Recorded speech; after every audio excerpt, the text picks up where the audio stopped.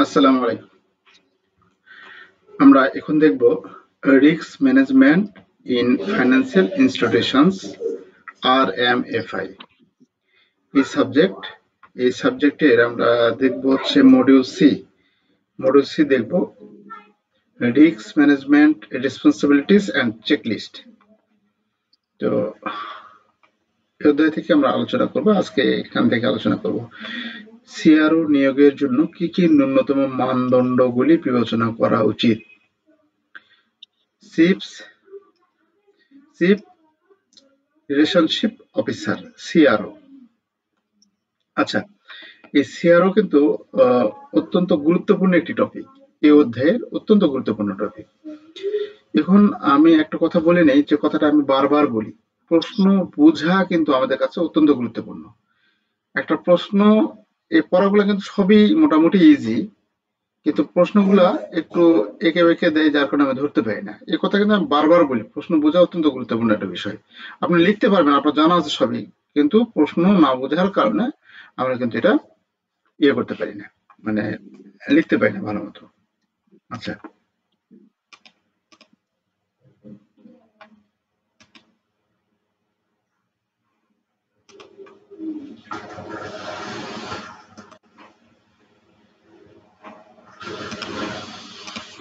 আচ্ছা, তাহলে এখানে দেখুন, সিআরও ইংরেজিতে আছে, যার কারণে হয়তো বা এটা হাইলাইট বা আমাদের চোখে পড়বে বা মনে মনে হবে, কিন্তু যখন এখানে থাকবে chief chief risk officer, relationship বলছি, চিফ রিস্ক অফিসার যখন আমাদের বলা থাকবে, অর্থাৎ চিফ মানে কি প্রধান, তাই না? রিস্ক মানে কি ঝুঁকি, ওতে অফিসার, অফিসার মানে প্রধান বা মুখ্য ঝুঁকি অফিসার বা প্রধান ঝুঁকি অফিসার, এভাবে দেওয়া থাকতে পারে। নিয়োগের জন্য আপনাদের এটা যদি আমি RMFI 99 এর একটা প্রশ্ন যদি আমি আপনাদের একটু দেখাই, তাহলে হয়তো আপনারা আরো ক্লিয়ার হবেন। দেখতে পাচ্ছেন কি প্রশ্নটা? আমরা বাংলাতে যদি যাই, দেখুন এখানে হচ্ছে 3 নাম্বার প্রশ্নটা। এখানে বলা আছে কি, এটা তো আপনাকে বানিয়ে লিখতে হবে, বাংলাদেশ ব্যাংকের ঝুঁকি চূড়ান্ত দায় বোর্ডের উপর বর্তায়, এই উক্তিটি ব্যাখ্যা করুন, তাই না? আচ্ছা, এটা ব্যাখ্যা করতে হবে। আর তারপরে বলা আছে 2 নাম্বারে, মানে খ নম্বরে বলা আছে, দেখুন যে খ নম্বরে আমাদের বলা আছে বাংলাদেশ ব্যাংকের নীতিমালা অনুসারে মুখ্য ঝুঁকি কর্মকর্তা সিআরও, এখানে কিন্তু ওই সিআরও এভাবে দেয়নি। এটা দিলে তো আপনি বুঝতেই পারতেছেন যে সিআরও এই নোটে লেখাও আছে, তাহলে ওরা লিখে দিচ্ছে সিআরও, এভাবে দিয়ে দিচ্ছে। কারণ আমরা তো ইংরেজিতে দেখতে যাই না, ইংরেজিতে আমরা দেখতে যাই না, বাংলা অংশটা পড়ে আমরা অ্যান্সার করি। তাহলে এখানে দিয়েছে কি মুখ্য ঝুঁকি অফিসার দিয়েছে। দেখুন, কারণ স্বাভাবিকভাবে আপনি ভাববেন যে এই প্রশ্ন তো কই আছে, এটা তো বইয়ে নেই, নোটে নেই, এটা তো কেমনে পাইলো বা কোথা থেকে দিল, কিন্তু এটা আসলে আমাদের ভুল। তাহলে এখানে সিআরও কি চাইছে, নিয়োগের ন্যূনতম মানদণ্ড, না সিআরও নিয়োগের ন্যূনতম মানদণ্ড। তাহলে এখানে কি আছে, সিআরও নিয়োগের কি কি ন্যূনতম মানদণ্ড গুলি বিবেচনা করা উচিত। দেখুন তো প্রশ্ন কি এক না। আর এটা কিন্তু 99তম ব্যাংকিং ডিপ্লোমা পরীক্ষায় আসছিল, এটা কিন্তু 99তম ব্যাংকিং ডিপ্লোমা পরীক্ষা আসলে, এটা মনে হয় অনেকেই দিতে পারেনি, তাই না? এই প্রশ্নটা হয়তো অনেকে রেখে আসছিল। এই জন্য রিস্ক ম্যানেজমেন্টে যখন প্রশ্ন এরকম ভাবে বিভিন্ন রকম অ্যাঙ্গেলে করে, তখন কিন্তু আমাদের অ্যান্সার করা কঠিন হয়ে যায়। এই জন্য আমি বলি যে প্রশ্নটা আপনি অন্তত পক্ষে ভালো মতো ধরে রাখেন, অ্যান্সার আপনার মাথা থেকে এমনি চলে আসবে। এটা যদি আপনি খালি বুঝতেন সিআরওটা ওই সিআরও, তাহলে কিন্তু আপনি লিখে আসতে পারতেন, আমার বিশ্বাস। তা এই জিনিসগুলো আমাদের একটু ভালো মতো পড়তে হবে। প্রশ্ন যে অধ্যায় দেখেন, সে অধ্যায়টা যেন আপনার বাংলা ইংরেজি শব্দগুলো একটু ভালো মতো দেখে আয়ত্ত করতে পারেন, তা নাহলে কিন্তু হবে না। আর এখানে যে যাই বলুক, আপনাকে যে যাই বলুক, মুখস্থ বিদ্যা এখানে হবে না বা খাটবে না, বা আমরা লিখতেও পারবো না। সহজ কথায়, মুখস্থ বিদ্যা আমাদের এখানে থাকবে না বা খাটবে না, এখানে আপনি বানিয়ে লিখতে হবে। ওই স্যারেরাও জানে যে এখানে আপনারা যেটা লিখতেছেন বানিয়ে লিখতেছেন, 80% বানে, 20% হয়তো আপনারা যে ইয়েগুলো ফলো করছেন সেগুলো হয়তো 20% আপনারা লিখতেছেন বা 10% হয়তো লিখতেছেন, তাছাড়া সবই বাণী। আচ্ছা, যেটাই হোক বানিয়ে লিখতে হবে। কোনো গাইড কেউ ওরকম ভাবে পড়া সম্পূর্ণটা ফলো করতে পারবে না বা পারে না, এই সময় পারবেও না, এটা স্বাভাবিক। আচ্ছা, তাহলে এই প্রশ্নগুলো আমাদের একটু এরকম বিভিন্ন অ্যাঙ্গেলে আমরা মনে রাখার চেষ্টা করব। এটা যেহেতু আসছিল 99তম ব্যাংকিং ডিপ্লোমা পরীক্ষা, এটা আমরা দেখব না। আচ্ছা,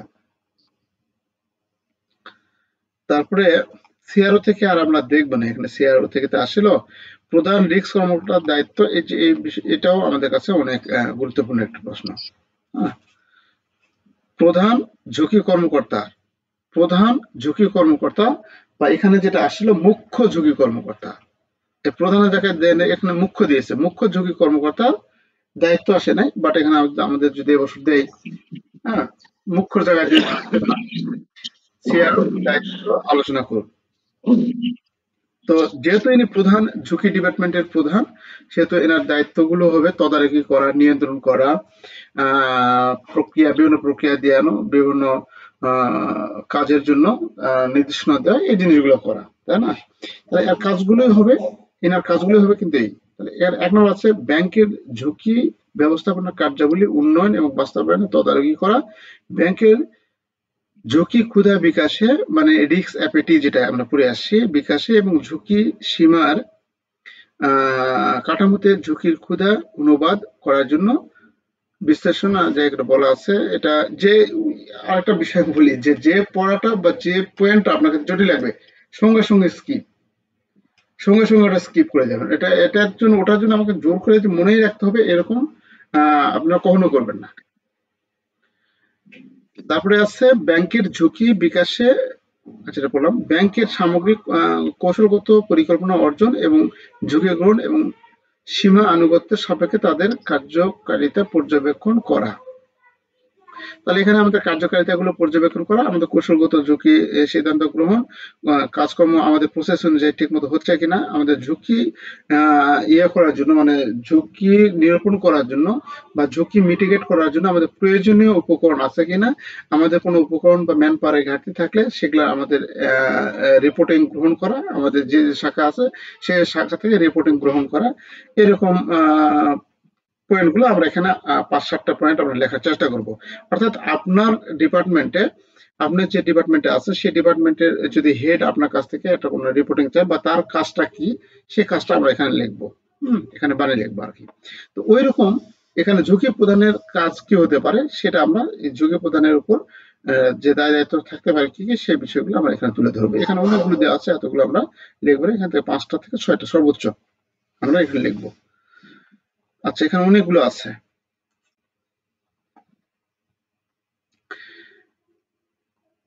আচ্ছা, আমরা রিস্ক ম্যানেজমেন্ট ডিভিশন আরএমডি, এবারে এখান থেকে এই আরএমডি এখান থেকে প্রশ্ন আসার সম্ভাবনা বেশি রয়েছে। ঝুঁকি ব্যবস্থাপনা বিভাগের আরএমডির কার্যাবলী আলোচনা করুন। আচ্ছা, এটা কার্যাবলী যেটাই হোক না কেন, আমরা আগে যেটা ঝুঁকি ব্যবস্থাপনার কার্যাবলী পড়েছি ওই কার্যাবলী জাস্ট এখানে আমরা দেখব যে ঝুঁকি ব্যবস্থাপনা বিভাগের আরএমডি কার্যাবলী আলোচনা করুন। ঝুঁকি ব্যবস্থাপনা বিভাগের অধীনে কোন কোন ডেস্ক স্থাপন করা উচিত? ঝুঁকি ব্যবস্থাপনা বিভাগের অধীনে কোন কোন ডেস্ক স্থাপন করা উচিত? তাহলে রিস্ক ম্যানেজমেন্ট ডিভিশন বা ঝুঁকি ব্যবস্থাপনা বিভাগ। দেখুন এখানে আছে রিস্ক ম্যানেজমেন্ট ডিভিশন, এটা পড়ে গেছেন, অথবা আপনি পড়ে গেছেন ঝুঁকি ব্যবস্থাপনা বিভাগ, একই কথাই, এই দুইটা কিন্তু একই কথাই, তাই না? তাহলে ঝুঁকি ব্যবস্থাপনা বিভাগ একই কথায়, ওটা বাংলা, এটা হচ্ছে ইংরেজি, আবার বাংলা উচ্চারণ করে লিখে দিচ্ছে। তাহলে আমাদের এই জিনিসগুলো কিন্তু বাংলা ইংরেজি এই যেহেতু আমাদের মিশ্রণে আমাদের কোশ্চেন হয়, সেহেতু আমাদের এগুলো কিন্তু জানা জরুরি। অলরেডি কিন্তু আমরা অনেকে হয়তো এখানে আমরা ওইরকম না বোঝার কারণে হয়তো অ্যান্সার গুলো করতে পারিনি, আমাদের হয়তো জানা ছিল কিন্তু করতে পারিনি। আমরা এরপরে একটু প্রশ্নগুলো একটু এভাবে পড়বো আর কি। তাহলে ঝুঁকি নীতি এবং পদ্ধতি উন্নয়নের জন্য প্রক্রিয়া পরিচালনা করা, কার্যকরী স্পেসিফিকেশন প্রস্তুত করতে ব্যবসায়িক ব্যবহারকারী এবং ইউনিটদের সাথে সমন্বয় করা, ঝুঁকি রিপোর্ট প্রস্তুত এবং ফরওয়ার্ড করা এবং ঝুঁকি ফাংশনের সমস্ত দিক বাস্তবায়ন করা। আচ্ছা, ব্যবসার আকার এবং কার্যকলাপের প্রকৃতি অনুসারে ঝুঁকি ব্যবস্থাপনা বিভাগে আরএমডির অধীনে নিম্নরূপ ডেস্ক গঠন করা যেতে পারে। কি কি? ক্রেডিট ঝুঁকি, বাজার ঝুঁকি, তারল্য ঝুঁকি, কর্মক্ষমতা ঝুঁকি। অর্থাৎ যে ঝুঁকিগুলো আমাদের আমরা প্রায়ই দেখতে পাই, যে ক্রেডিট রিস্ক, ক্রেডিট ঝুঁকি, বাজার ঝুঁকি, তারল্য ঝুঁকি এবং কর্ম কর্মক্ষম ঝুঁকি। এটা না করলে সমস্যা নেই, হয়তো তারল্য ঝুঁকি পর্যন্ত করতে পারি। গবেষণা এবং উন্নয়ন মূলক ঝুঁকি আমরা প্রথমে তিনটা দিতে পারি: ক্রেডিট, বাজার এবং তারল্য ঝুঁকি। এই তিনটা ডেস্ক আমরা খুলতে পারি। আচ্ছা, disk discuss the role of risk management division or department. The risk management বিভাগের ভূমিকা কি? ভূমিকা, কার্যাবলী, এই জিনিসগুলো একই তো, তাই না? আমরা ভূমিকা, কার্যাবলী, গুরুত্ব, এই জিনিসগুলো আমরা এদিক ওদিক একটু পেঁচায় পুচায় কিন্তু আমরা লিখতে পারি। আমরা এই জিনিসগুলো একটু খেয়াল রাখবো এবং কি পয়েন্ট গুলো একটু মনে রাখার চেষ্টা করব একটা অধ্যায়ে। মনে না রাখতে পারলেও আমরা 2-3 বার পড়বো, এমনি মনে থাকবে ওটা। আচ্ছা,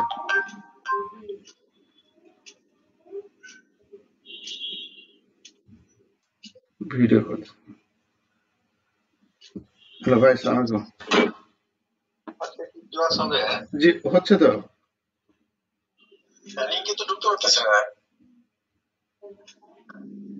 কি করেন?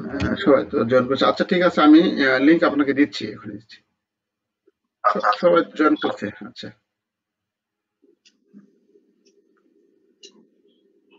লিংকে টাস্ক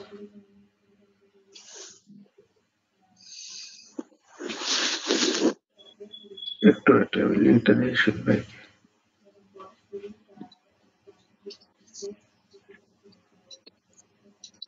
ওহো, তো জেআইবি ক্লাস শেষ আজকে হবে।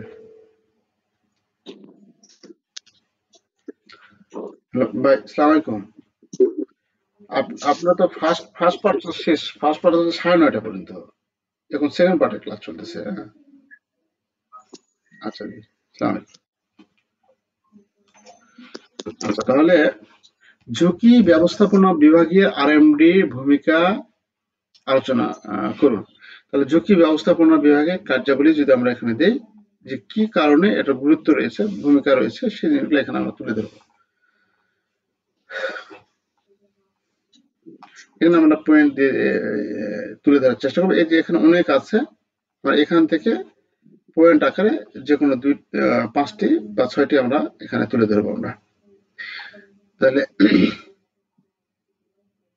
প্রথমে এখানে আছে ঝুঁকি চিহ্নিত করার জন্য ডেটা তথ্য সংগ্রহ, বিশ্লেষণ করা এবং ঝুঁকি প্রশমনের জন্য উপযুক্ত সুপারিশ করা, ঝুঁকি ব্যবস্থাপনা প্রতিবেদন তৈরি করা, ইআরএমসি এর মাসিক সভার আয়োজন করা এবং সবার কার্যক্রম প্রস্তুত করা, সিদ্ধান্তগুলি সংশ্লিষ্ট বিভাগে প্রচার করা।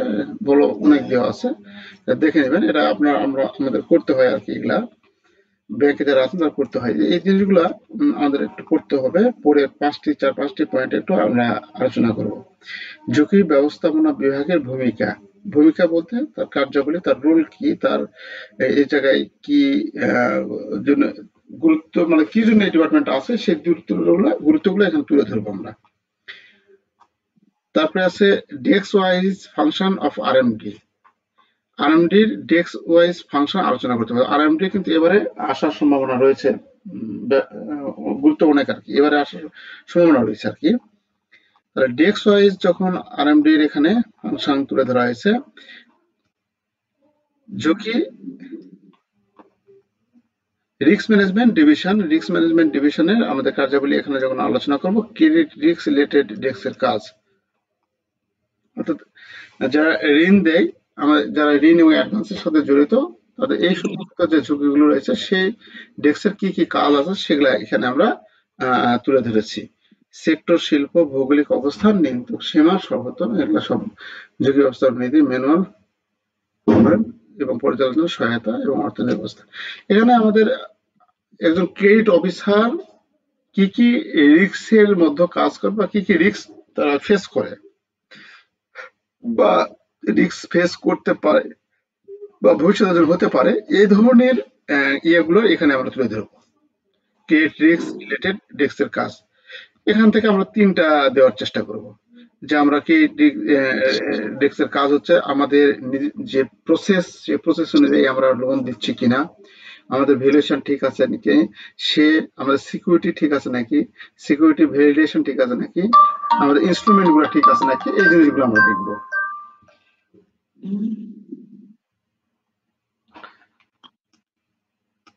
হ্যালো, আসসালামু আলাইকুম। জি, ওয়ালাইকুম আসসালাম ভাই। ওএম তো হয়ে গেছে, 9:30 পর্যন্ত হয়েছে তো। ওটা 9টা, কত, 9টা 9 মনে হয় না, 5-এ হয় এরকম।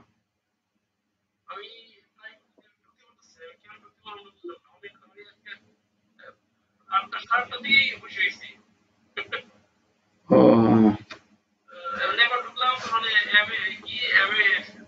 জি জি, এখন সেকেন্ড সেকেন্ড পার্টের ক্লাস হচ্ছে তো।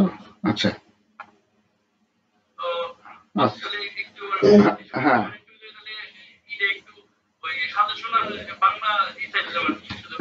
জি জি, ওটা করতে পারি না, করলে করতে পারলে সবাইকে দেবো, একসাথেই দেবো, বুঝছেন।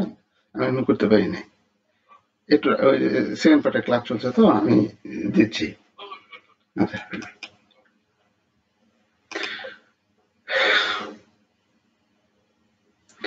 আচ্ছা, এখানে ক্রেডিট রিস্কের কাজগুলো লিখবো, তারপরে আছে বাজার ঝুঁকি, আমাদের বাজারে যে সম্পর্কিত রিস্ক গুলো থেকে থাকে সেই রিস্ক গুলো এখানে লিখবো।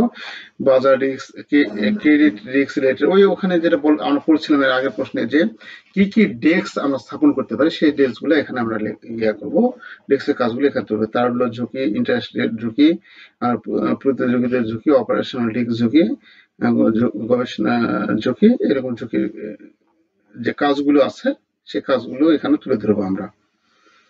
আচ্ছা, তারল্য ঝুঁকির মধ্যে আমাদের তারল্য নিশ্চিত করতে হবে ট্রেজারি ডিপার্টমেন্টকে, আমাদের তারল্য আমাদের যে ফান্ড আছে সেই ফান্ড গুলো অ্যাভেলেবেল আছে নাকি, আমরা স্বল্পমেয়াদী বাধ্যবাধকতা বা দীর্ঘমেয়াদী বাধ্যবাধকতা পূরণের জন্য প্রয়োজনীয় ক্যাশ আমাদের আছে নাকি, আমাদের এই জিনিসগুলো আমাদের দেখতে হবে, এবং অলস ক্যাশ যেন অতিরিক্ত পড়ে না থাকে, এটা যেন আমরা অন্য জায়গায় ইনভেস্ট করতে পারি, এরকম ভাবে এই জিনিসগুলো আমাদের এখানে তুলে ধরতে হবে। আচ্ছা, এটা অনেক কিন্তু গুরুত্বপূর্ণ প্রশ্ন, আরএমডি।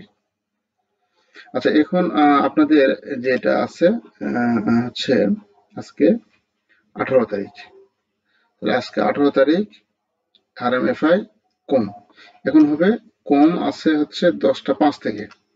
আচ্ছা, 10টা 5 থেকে আছে, সরি জানেন হচ্ছে 50 থেকে মনে হয়। আচ্ছা, আমরা তাহলে তারপরে আলোচনা করা আছে যে রেসপন্সিবিলিটি রেসপন্সিবিলিটি অফ কি player in a risk management process, মানে মূল খেলোয়াড় কারা, রিস্ক ম্যানেজমেন্ট প্রসেসে মূল খেলোয়াড় কারা বা মূল পার্টি কারা বা মূল পক্ষ কারা, ঝুঁকি ব্যবস্থাপনা প্রক্রিয়ার মূল খেলোয়াড়দের দায়িত্ব বা মূল পক্ষদের দায়িত্ব, অথবা ব্যাংক কর্পোরেট গভর্নেন্স এবং ঝুঁকি ব্যবস্থাপনার মূল খেলোয়াড় হিসেবে নিয়ন্ত্রক কর্তৃপক্ষ এবং জনসাধারণের প্রধান কার্যাবলী আলোচনা করা। তো এখানে আমাদের ঝুঁকি ব্যবস্থাপনায় কারা মূল পক্ষ সেটা আমাদের দেখব। যে সিস্টেমেটিক কি প্লেয়ার, আইনি নিয়ন্ত্রক, সিস্টেমেটিক কি প্লেয়ার আইনি নিয়ন্ত্রক, তারপরে আছে প্রাতিষ্ঠানিক মূল প্লেয়ার বা পক্ষ সমূহ বা খেলোয়াড় সমূহ, বাইরের স্টেক হোল্ডার বা সাধারণ পাবলিকের মূল খেলোয়াড়, তারপরে আছে এই তিনটাই। তাহলে আমাদের সিস্টেমেটিক যে কি প্লেয়ার এখানে বলা আছে, আইনি এবং নিয়ন্ত্রক, ঝুঁকি ব্যবস্থাপনার দায়িত্ব হলো মনিটর করা, পলিসি লেভেলের গুরুত্ব হচ্ছে ক্রিটিক্যাল, অপারেশনাল লেভেলের গুরুত্ব এখানে আমাদের প্রযোজ্য নেই। সিস্টেমেটিক যেটা সেটাতে আমাদের ব্যাংক সুপারভাইজার, ঝুঁকি ব্যবস্থাপনার দায়িত্ব হলো মনিটর করা, পলিসি লেভেলের গুরুত্ব হলো মনিটরিং করা, অপারেশন লেভেলের দায়িত্ব পরোক্ষ। প্রাতিষ্ঠানিক মূল খেলোয়াড় বা মূল পক্ষ সমূহ শেয়ার হোল্ডার, ঝুঁকি ব্যবস্থাপনার দায়িত্ব হলো মূল পক্ষদের, খেলোয়াড় যেটাই আছে এটা পক্ষদের লিখতে পারে বা খেলোয়াড় লিখতে পারে, এবার খেলোয়াড় শব্দ দিয়েও কিন্তু প্রশ্ন আসছিল।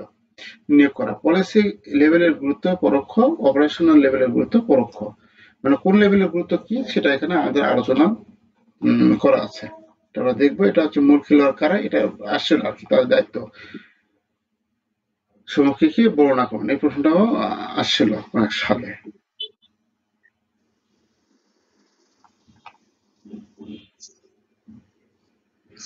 এই প্রশ্নটা, বোর্ডের আর্থিক ঝুঁকি ব্যবস্থাপনার দায়িত্ব, বোর্ডের আর্থিক ঝুঁকি ব্যবস্থাপনার দায়িত্ব আলোচনা করুন। তাহলে এটা বোর্ডের আর্থিক ঝুঁকি ব্যবস্থাপনার দায়িত্ব আলোচনা করুন।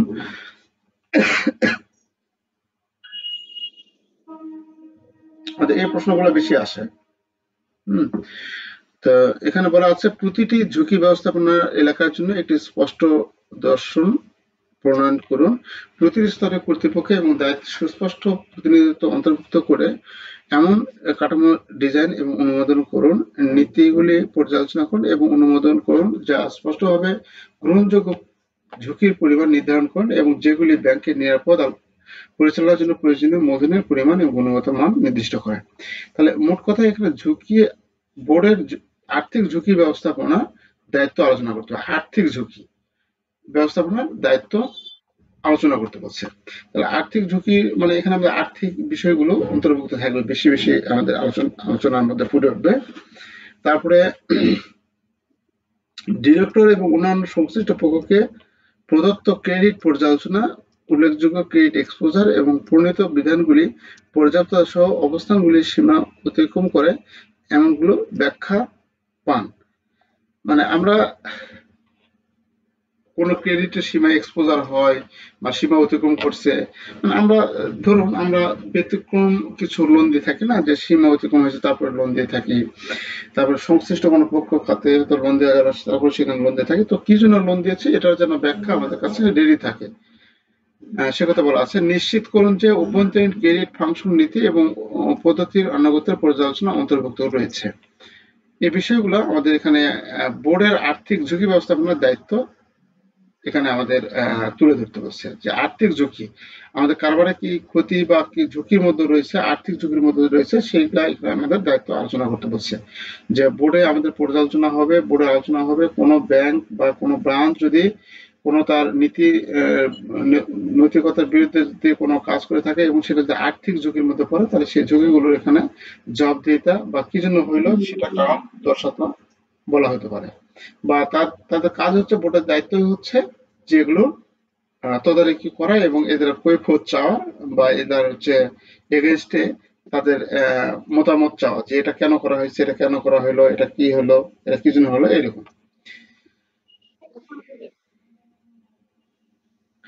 আচ্ছা, এখন এখানে দেখুন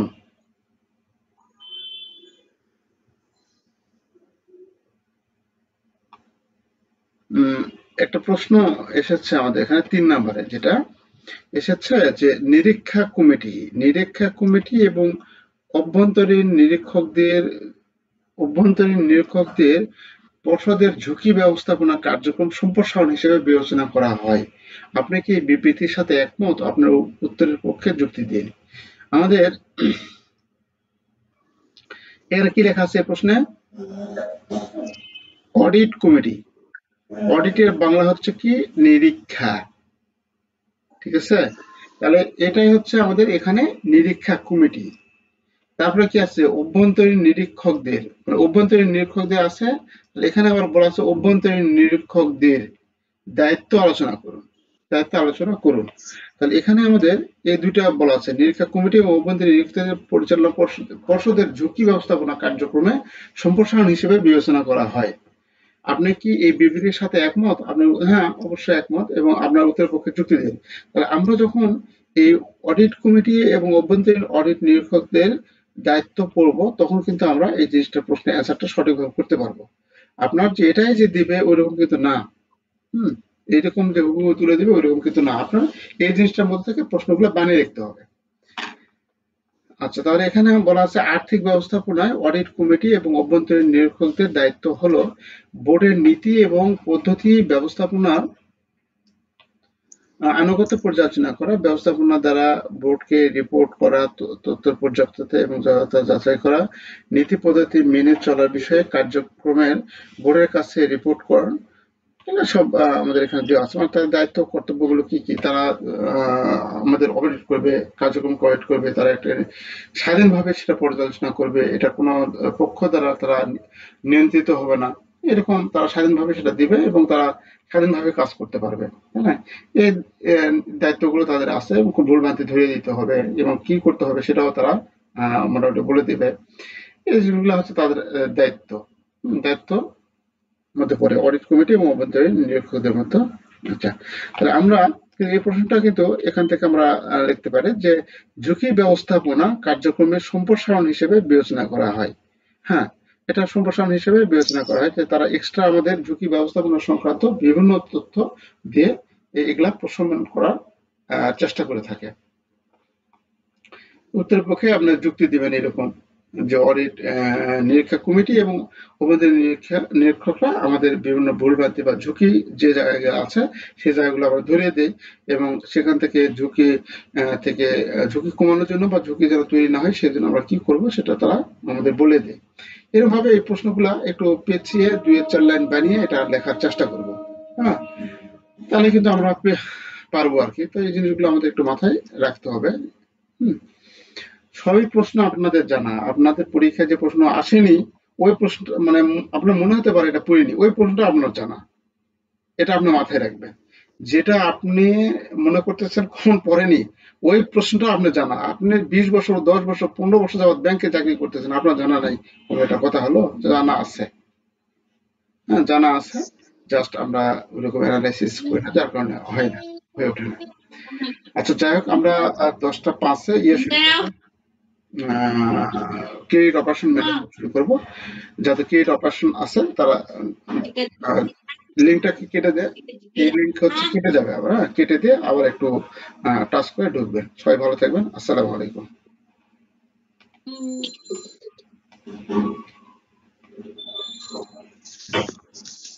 চোখটাও ইয়ে করলাম, ভুলে গেলাম।